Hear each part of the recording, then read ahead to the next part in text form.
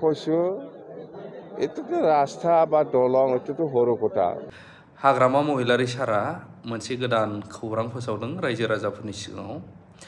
थांनाय सिगां समनिफ्रायनो जों खुगा खुगाबो खोनाबोयो आरो जेब्लानिफ्राय जों एसे देरबोदों बेनिफ्रायबो जों मिथिबोबाय। बर' लिडारफ्रा नों हागौ आं हागौ माने एसेब्लाबो गावजों गाव दावराव गुबुनजों नांनाय बिनि उनावब्लाबो सोरबा 1% मावबाय, सोरबा 2% मावबाय, सोरबा 5%, 10% बिदिनो मावै मावै दासिमाव फैबाय। टटेल पार्सेन्ट बेसेबां जाखो?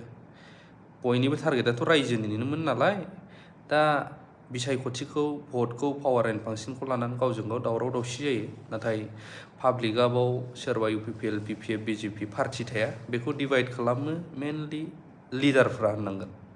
दा बेखायनो बिपिएफनिब्लाबो इउपिपिएलनिबाबो एसे मावबोबाय, एसे पार्सेन्ट बिथांमोनाबो एसे डेभेलप खालामदेरबावबाय, खालामद्रायाखै जों बुङा। दा बिपिएफनि फैफिनलायबाय, बिपिएफआबो मावथोंसैलाय जेसेबां पार्सेन्ट बिसोर डेभेलप खालामनो हायो। दा बिनि गेजेरावनो मानगोनां हाग्रामा महिलारि साराबो एबारनियाव माबायदि सिस्टेमेटिक गाव सानदों बा मावनो लादों बेखौ खौरांनि गेजेरजों ससेब्लाबो फोरमायदों रायजोफोर। কৈছো এটোতো রাস্তা বা দলং এটোতো সৰু কথা। বহুত ডাঙৰ ডাঙৰ ইস্যু আছে আমাৰ। আপোনালোকে চাই থাকক, কাম কৰি পেলাই মই দেখুৱাই দিম।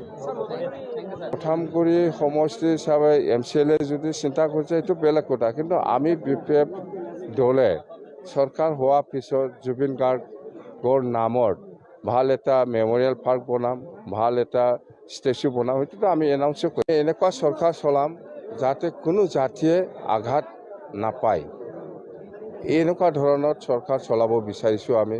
আৰু এই সময়ত আমি আকৌ ভাবিছোঁ নিৰ্বাচনৰ সময়ত সকলো জাতি জনগোষ্ঠীয়ে যেনেকৈ আমাক সহায় কৰিছে, চৰকাৰ চলোৱা ক্ষেত্ৰতো চৰকাৰ চলাই যোৱা সময়তো সকলো জাতি জনগোষ্ঠীৰ সকলো শ্ৰেণীৰ ৰাইজৰ নিশ্চয় চৰকাৰ চলোৱা ক্ষেত্ৰত আমি নিশ্চয় সহায় পাব, এই আশা আছে আমাৰ।